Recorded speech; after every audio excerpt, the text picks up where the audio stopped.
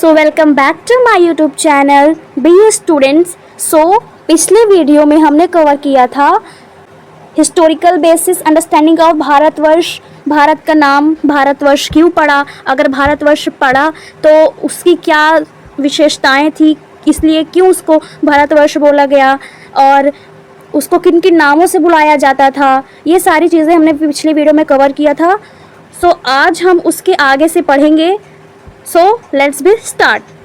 In the third chapter of Vishnu Purana, Vishnu Purana के तीसरे अध्याय में हमें भारतवर्ष को दर्शाया गया है जहाँ माउंटेन एंड रिवर्स, मतलब जहाँ विभिन्न प्रकार के लोगों का वर्णन हो, वहाँ भारतवर्ष के अन्य विभाजन, उसके पर्वत, नदियाँ, विस्तार तथा उसमें रहने वाले बहुत डिफरेंट टाइप्स के पीपल्स, इस प्रकार कहा गया। समंदर के इसलिए कहा गया, द कंट्री विच लाइज इसलिए कहा गया to the north of ocean and south of Himalayas is known as Bharatvarsh. It is a very important line, so please tick this line because it is very important. पूछ लेगा कि भारतवर्ष क्यों कहा गया, तो हमने तो पढ़ा था कि भारतवर्ष क्यों कहा गया कि भरत राजा थे। अब उतनी लंबी स्टोरी थी, लेकिन बताना तो पड़ेगा भारतवर्ष क्यों पड़ा। एक वो भी एक तरह से बोला जाए तो एक वो भी टॉपिक था, लेकिन साथ ही साथ इसलिए भी कहा गया क्योंकि वो समंदर के उत्तर तथा हिमालय के दक्षिण में जो देश, उसे भारतवर्ष कहते हैं। उस मतलब कोई पूछ ले कि भारतवर्ष कहाँ है तो वो बताते थे, उनके बोलने का जो तरीका था वो ऐसे ही बताते थे कि समंदर के उत्तर तथा हिमालय के दक्षिण में जो देश है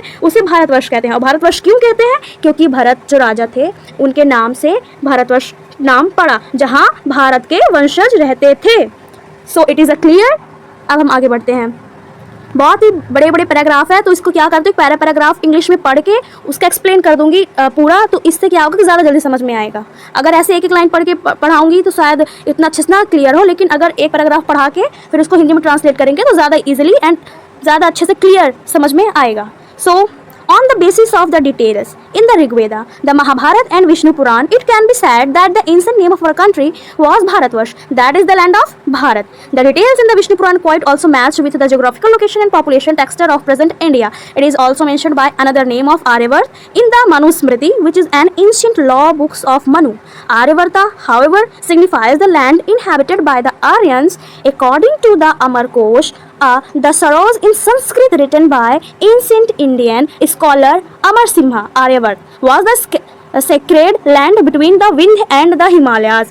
So many scholars on ancient Indian history think that this term was not appropriate for the whole India, as the south was known as the Deccan and inhabited by the Dravid population supposed to be non-Aryan. इसमें कहा गया है कि ऋग्वेदा, महाभारत और विष्णु पुराण में कहा जा सकता है कि हमारे देश का जो प्राचीन नाम था वो भारतवर्ष है और वो भारत की भूमि है। इसमें ये बताया गया है। The details in Vishnu Purana quite also match with the geographical location. ये जियोग्राफिकल लोकेशन बताया गया है कि इस पुस्तक में जो विष्णु पुराण जो बुक्स है इसमें बताया गया है कि भारतवर्ष बहुत ही प्राचीन नाम है। और इसमें ये बताया गया है कि इसका जो मैच है वो मैच बोला जाए तो मैच करता है विष्णु पुराण में कि भारतवर्ष क्या था, भारतवर्ष का प्राचीन नाम क्यों पड़ा, ये सारी चीज़ें विष्णु पुराण में मैच करता है। किसमें, तीसरे अध्याय में ये सारी चीज़ें मैच करता है कि हाँ भारतवर्ष था, भारतवर्ष नाम की कोई चीज़ थी, इसमें ये दर्शाया गया है। अकॉर्डिंग टू द अमरकोश जी कहते हैं कि आर्यवर्त विंध्य और हिमालय के बीच की पवित्र भूमि थी। अकॉर्डिंग टू अमरकोश जी कह रहे हैं कि जो आर्यवर्त है वो विंध्य और हिमालय के बीच की भूमि है। So many scholar on ancient Indian history think that is the term was not appropriate for the whole India. वो कहते हैं कि आर्यवर्त विंध्य और हिमालय के बीच की पवित्र भूमि थी। प्राचीन भारतीय जो हमारे पुराने भारतीय थे, इतिहास के कोई विद्वान का मानना है, मतलब कई विद्वान ऐसे थे जिनका मानना है कि ये शब्द पूरे भारत के लिए उपयुक्त नहीं था। मतलब भारतवर्ष जो नाम है उससे पहले कुछ लोगों ने कहा, मतलब आर्य समाज के लोग रहते थे हिमालय और विंध्य के बीच में, तो बोला गया कि भारतवर्ष का इसका नाम हम भारतवर्ष ना रख के आर्यवर्त रखेंगे क्योंकि यहाँ के आर्य समाज लोग रहते हैं। लेकिन जो मतलब बोला जाए तो विद्वान जो साइंटिस्ट थे वो उनका मानना था, जो विद्वान पहले के लोग तो विद्वान रहते थे उनको विद्वान ही बोला जाता था, तो वो लोग बोले कि नहीं, ये सही नहीं है, नाम आर्यवर्त नाम सही नहीं है। क्यों सही नहीं है, क्योंकि आर्यवर्त जो थे वो सिर्फ आर्य लोग समाज, जो आर्य लोग हैं वो रहते थे, इसलिए सिर्फ उनके नाम से ही दर्शाया गया था कि आर्य लोग है तो आर्यवर्त। ये पूरे देश के लिए सही नहीं था, पूरे राष्ट्र के लिए सही नहीं था। ये शब्द पूरे भारत के लिए बिल्कुल उपयुक्त नहीं था, क्योंकि दक्षिण को दक्कन के रूप में माना जाता था। दक्षिण में आर्यवर्त लोग कहाँ रहते थे? दक्षिण में। तो दक्षिण को दक्कन के रूप में माना जाता था और द्रविड़ आबादी रहती थी। अब बताइए, द्रविड़ जो आबादी थी वो भी रहती थी और आर्यवर्त के लोग भी रहते थे। तो आर्यवर्त रहते थे तो ठीक है, उनका आर्यवर्त नाम रख देते, लेकिन द्रविड़ आबादी भी रहती थी, जिन्होंने कहा कि उन्हें गैर आर्य माना जाता था। सो कुछ लोगों ने बोले कि ये बिल्कुल सही नहीं है, इसलिए आर्यवर्त इसका नाम हम नहीं रखेंगे, इसको हम भारतवर्ष नाम रखेंगे। ये पैराग्राफ भी हुआ कंप्लीट। सो अब आगे चलते हैं। There are very few architectural evidences available in the topics. A very old inscription of India from Odisha, the Hathi Gumpha inscription is perhaps the earliest architectural source which is also mention the name Bharatvarsh. The inscription belong Kharvela, 1st century BC, the king of Kalinga. It gives the biographical sketch year-wise and mention that in the 10th years he sent to expedition to conquer Bharatvarsh, but it does not give the exact boundary and exact of the country. देखिए chapter भले बड़ा है, लेकिन इसमें बहुत सारी information मिलती है जो कि हमारी नेक्स्ट, मतलब अगर आप तैयारी करना चाहते हो किसी भी चीज़ की, UPSC BPSC state level PCS कोई भी एग्जामिनेशन अगर आप देना चाहोगे आगे चल के, तो ये बहुत इंपॉर्टेंट है। इसको मिस मत करिए, पूरा वीडियो देखिए, इससे समझ में आएगा और ये वेरी हेल्पफुल भी है, बहुत हेल्पफुल है एग्जामिनेशन के लिए। सो अब हम इसको एक्सप्लेन करते हैं। इस विषय पर बहुत सारी चीज़ें उपलब्ध हैं विष्णु पुराण में। अब आगे देखते हैं कि a very old inscription of India from Orissa to Hathi Gumpha. Orissa से भारत का एक बहुत पुराना शिलालेख मिला है। शिलालेख जो पत्थर में, मतलब उसमें लेख लिखते पत्थर में, पहले तो शिलालेख ही बोला जाता था उसको। हाथी गुम्फा शिलालेख संभवतः सबसे पुराना वास्तुशिल्प बोला जाए तो है, जिसमें भारतवर्ष नाम का भी उल्लेख किया गया है। इस भारतवर्ष नाम ऐसे ही नहीं पड़ा है, भारतवर्ष के बहुत सारी उसमें उसका एक तरह से पिरोया गया है कि भारतवर्ष नाम सही बैठ रहा कि नहीं बैठ रहा। भारतवर्ष के नाम की तरह देश भी होना चाहिए, वहाँ उत्तर दक्षिण में हिमालय में नदियाँ पहाड़ ये सारी चीज़ें मिला के भारतवर्ष बनी है, और भारत के राजा भी रहते थे, और भारतवर्ष नाम पुराने ग्रंथों में भी दिया गया था। विष्णु पुराण में भी भारत का जिक्र किया गया है भारतवर्ष का, और इसमें यह भी बताया गया कि उड़ीसा में जो हाथी गुम्फा नाम का शिलालेख था उसमें भी भारतवर्ष का उल्लेख किया गया है। यह शिलालेख खारवेल, यहाँ पे लिखा है ना, belongs to Kharavela 1st century before Christ, the king of Kalinga. Kalinga एक राजा था जिसमें भारतवर्ष नाम का भी उल्लेख किया गया। यह शिलालेख खारवेल 1842, इसमें तो नहीं लिखा लेकिन 1842 में इसका उल्लेख किया गया था, बताया गया। 1842 में ये उल्लेख बताया गया कि खारवेला नाम का शिलालेख था जो 1st सेंचुरी में आया, और वहाँ का राजा कौन था? कलिंगा था। It gives biographical sketch year wise and mention that in the 10th year he sent as expedition of conquer Bharatvarsha, but does not give the exact bounded extent of the country. मतलब कि अनुसूचित जो जनजाति थी पहले शताब्दी ईसा पूर्व अगर बात करें, जो कलिंग के राजा थे, इसमें वर्षवार उनकी जीवन का विवरण भी दिया गया है। जो राजा थे कलिंगा उनका भी, उनकी जो बायोग्राफिकल हिस्ट्री है, स्केच है, वो भी बताया गया है, और उस शिलालेख में भारतवर्ष का भी नाम बताया गया है। और ये भी बताया गया है कि 10वें वर्ष में उन्होंने भारतवर्ष को जीतने के लिए एक अभियान भेजा था। जो 10वें वर्ष में है ना, जो 10th year he sent expenditure to conquer, मतलब 10वें वर्ष में उन्होंने भारतवर्ष को जीतने के लिए एक अभियान भेजा, लेकिन इसमें देश की सटीक सीमा और विस्तार नहीं बताया गया। अब भारतवर्ष नाम तो पड़ा, लेकिन ये तो नहीं बताया गया कि उस कहाँ तक उसकी लंबाई, कहाँ तक चौड़ाई, उसकी सीमा किसी को नहीं पता थी। फिर अगर बात करें तो several of Ashok inscription refers the ancient boundary of India in the same way. Ashok के कई, अब वो शिलालेख हम लोगों ने उस शिलालेख को तो पढ़ लिया कि एक शिलालेख था। अगर इसमें मेन ये बताया गया है इस पैराग्राफ में कि एक कलिंगा नाम के राजा थे, वो कहाँ से बिलोंग करते थे? खारावेल से, 1st सेंचुरी में। वहाँ से उड़ीसा में हमें एक हाथी गुम्फा नाम के एक बोला जाए तो शिलालेख मिला जिसमें भारतवर्ष को दर्शाया गया।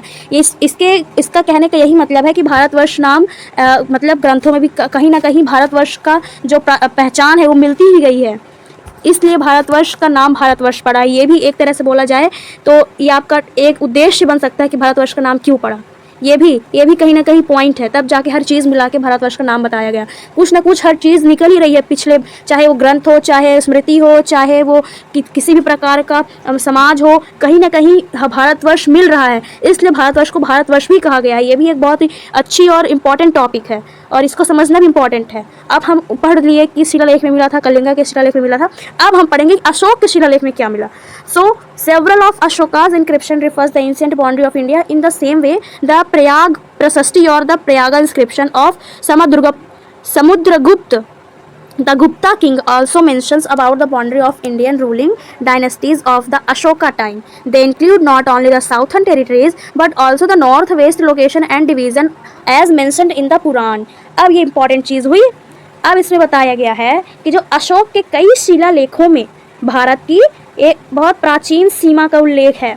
अभी तो हमने पढ़ा कि भारतवर्ष का नाम कहाँ कहाँ दर्शाया गया, अब हम ये पढ़ेंगे कि उसकी पर्वत, पहाड़, नेचर सब कुछ तो बताया कि हाँ भारतवर्ष इसलिए नाम पड़ा, यहाँ बीचों बीच हिमालय विंध्य के बीचों बीच थी, ये आर्यवर्त थी, ये पहाड़ पर्वत, ये सब चीज़ें मिला के भारत, ये सारी चीज़ें तो पढ़ लिए, भारतवर्ष का नाम भी पढ़ लिया हिस्टोरिकल। अब हम पढ़ेंगे कि भारतवर्ष का भाई सीमा कहाँ तक है आगे, अब उसकी बायोग्राफिकल चीज़ें भी तो समझेंगे। तो अब हम आगे पढ़ेंगे। तो अशोक के जो कई शिलालेख थे, शिलालेख में भारत की प्राचीन सीमा का उल्लेख किया गया है। अब हमें पता चलेगा कि उसकी सीमा कहाँ तक है। तो इसी तरह समुद्रगुप्त, जो गुप्त राजा थे, उनके प्रयोग से प्रशिक्षित, अगर वो उन्होंने प्रयोग किया, प्रशिक्षित किया, उन शिलालेख में भी अशोक के समय में भारतीय शासक राजवंशों की सीमा का उल्लेख है।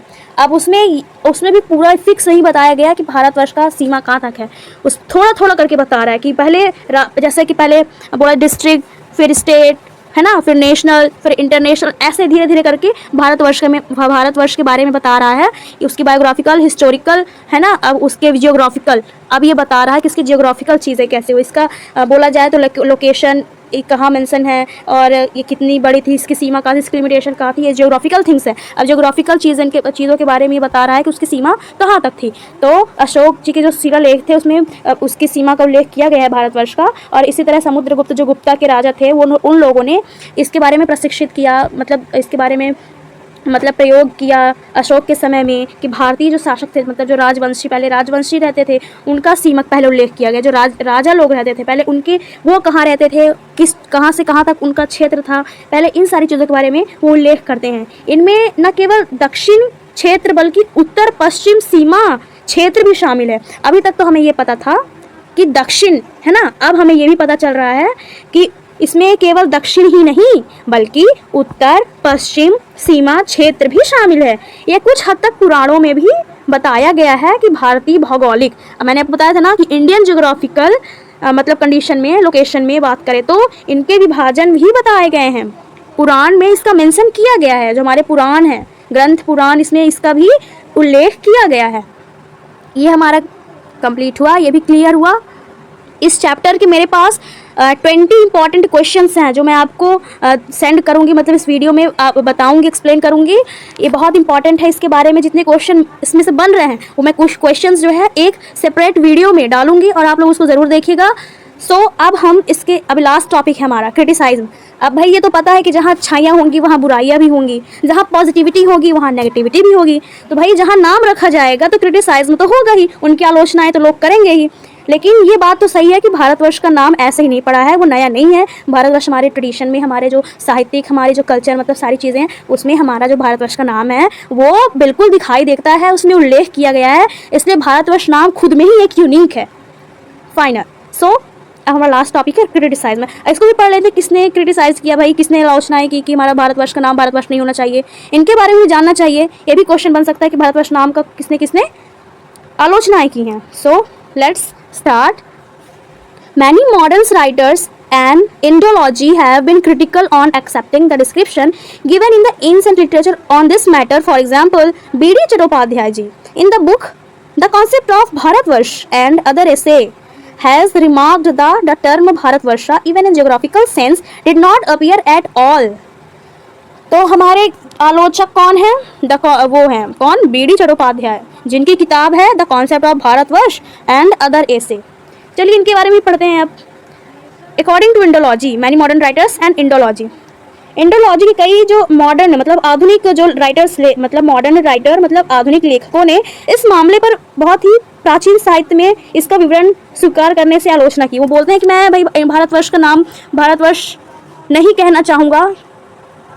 उदाहरण के लिए उन्होंने फिर एग्जाम्पल दिया चट्टोपाध्याय जी ने कि जब बुक उनकी जो एग्जाम्पल है वो एक किताब के माध्यम से अपने विचारों को रख रहे हैं कि द कॉन्सेप्ट ऑफ भारतवर्ष में, और उसके बहुत सारे एशे हैं जिसमें उन्हें Bharatvarsh geographical sense did not appear in at all. उसमें बता रहे हैं उदाहरण के लिए कि बी डी चट्टोपाध्याय जी कह रहे हैं कि अपनी पुस्तक में कि भारतवर्ष की जो अवधारणा है उसका अन्य निबंध ने यह टिप्पणी की है कि भौगोलिक अर्थ में तो भारतवर्ष शब्द का प्रयोग कभी नहीं हुआ। उनका मानना है, इसका बी डी चट्टोपाध्याय जी का मानना है कि जियोग्राफिकल सेंस में मतलब भौगोलिक चीज़ें में अगर बात करें तो भारतवर्ष कहीं उल्लेख नहीं किया गया है। और वो ये टिप्पणी कर रहे हैं कि आधुनिक काल के जो राष्ट्रवादी इतिहास लेखन का निर्माण था जिसने प्राचीन भारत के सुदूर अतीत में समकालीन भारतवर्ष के एकात्मक राज्य का प्रेक्षण किया। उनका कहना है कि हिज रिमार्क, ये कह रहे हैं, ये टिप्पणी कह रहे हैं, हिज रिमार्क मतलब ये टिप्पणी कर रहे हैं कि it was the creation of the nationalist historiography of the modern period which projected united state of contemporary Bharatvarsha into the distance past of an ancient India. The idea of Bharatvarsha was not an event static but underwent contradictory development stages as he writes. There were several Janpad which had separate identity. The Puranic source also give description of Janpad as separate and unique segment. Several inscription of late medieval India praise many Janpad and all its places as jewels of Bharatvarsh. अब हम इसको explain करते हैं।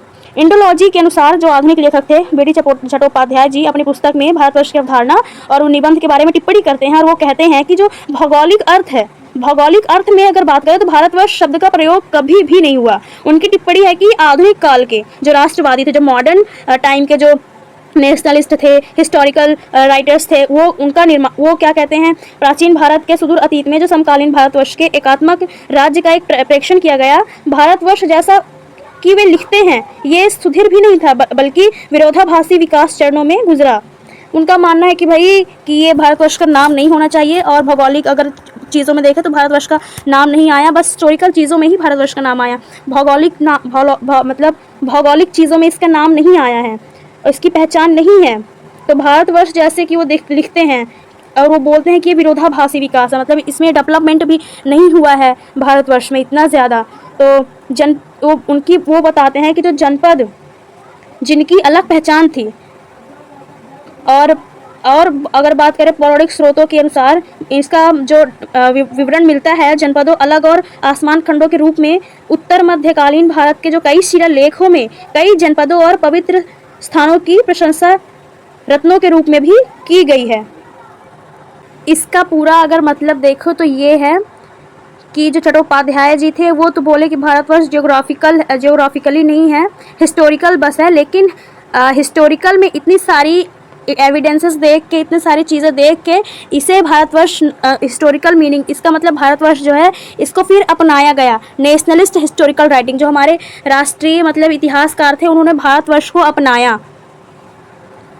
जो British आए थे तो उन्होंने इसकी पूरी हमारी जो पिछले मतलब प्राचीन हिस्टोरिकल चीज़ें थी उन सारी चीज़ों को देखकर उन्होंने भारतवर्ष को माना और इसका एक हिस्टोरिकल मीनिंग ऑलरेडी निकलता है भारतवर्ष।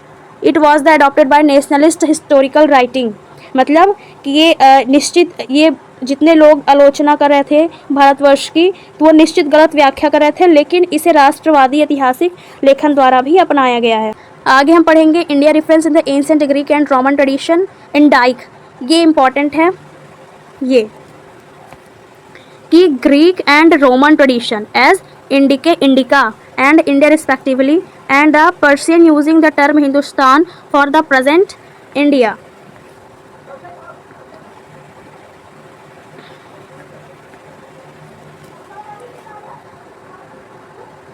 यहाँ पे बताया गया है ये जो इस पैराग्राफ में ये बताया गया है कि जो प्राचीन ग्रीक और रोमन भारत जो थे वो भारत का उल्लेख किस प्रकार करते हैं, तो वो इंडिका मतलब इंडिका वर्तमान भारत के लिए फारसियों द्वारा हिंदुस्तान शब्द का प्रयोग पूरे उपमहाद्वीप के लिए ही नहीं बल्कि उस क्षेत्र के कुछ हिस्सों के लिए किया जा रहा था। हिंदुस्तान जो था वो जो नाम था वो सबके लिए नहीं था। पहले सिर्फ वो कुछ जो महाद्वीप थे उनके लिए ही बस था, कुछ हिस्सों के लिए था, लेकिन सिद्धांत रूप में इसे पूरे भारत का जो प्रतिनिधित्व करने के रूप में लिया गया। 18वीं और 19वीं शताब्दी के अंग्रेजों जब अलेक्जेंडर डाउन एरिनल के मानचित्रों में उपमहाद्वीप का उल्लेख करते हुए पूरे भारत के लिए हिंदुस्तान शब्द का इस्तेमाल किया गया था, दक्षिण के साथ भेदभाव किए बिना, जबकि उस समय पे भारतवर्ष नाम प्रचलित था। उस समय पे जो भारतवर्ष का नाम था वो बहुत प्रचलित था, क्योंकि भाई हिस्टोरिकल थिंग्स थी, हर जगह उसकी चीज़ें दिख रही थी, भारतवर्ष का नाम दिख रहा था, हर तरफ एविडेंस दिख रहे थे, हिस्टोरिकल नेम दिख रहे थे। इसके आधार पर संविधान सभा ने इंडिया के साथ भारत का नाम भी अपनाया। ये इंपॉर्टेंट भी है भाई, भारत नाम बहुत इंडियन ट्रेडिशन में पुराने, बहुत एंशियंट थे, और इसका नाम फिर इंडिया तो ग्रीक वर्ड और रोमन से आया, भारत को उल्लेख ये ब्रिटिश लोग कर रहे थे, इंडिया बोल रहे थे फिर, लेकिन भारत नाम इसलिए रखा गया क्योंकि ये बहुत हिस्टोरिकल इंडियन ट्रेडिशन में बताया गया और दिखाया भी गया। इसकी बहुत सारी हिस्टोरिकल चीज़ें प्रूफ भी है कि भारत का नाम, इसलिए उसको भारत नाम भी अपनाया गया। साथ ही हिंदुस्तान नाम भी बिना किसी बात के आम संस्कृत में संदर्भित होता है। मतलब हमारे भारत को अभी भी भारत बोलते हैं, इंडिया बोलते हैं और हिंदुस्तान भी बोलते हैं। हिंदुस्तान हम संस्कृत हो गया, संस्कृत में इसको हम बोलते हैं, और इंडिया इंग्लिश में जब अंग्रेज लोगों ने इसका नाम बताया। ग्रीक एंड रोमन परंपरा में भारत का उल्लेख इस प्रकार है कि इंडिका, वर्तमान भारत के लिए ये हिंदुस्तान शब्द का भी प्रयोग कर सकते हैं। इंडिया इंग्लिश में हो गया, भारत हिंदी में हो गया और हिंदुस्तान हमारा संस्कृत में हो गया। ये इसमें बता। तो आज हमारा फर्स्ट चैप्टर ख़त्म हुआ। अब हम मिलते हैं एक नए वीडियो के साथ और एक नए चैप्टर के साथ, जिसका नाम है एटर्निटी ऑफ सिनोनिम्स। सो इस चैनल को लाइक सब्सक्राइब ज़रूर कर दीजिए और कमेंट में बताइए कि क्या समझ में नहीं आया, तो उसके हिसाब से हम आपके लिए वीडियो लाएंगे। Thank you.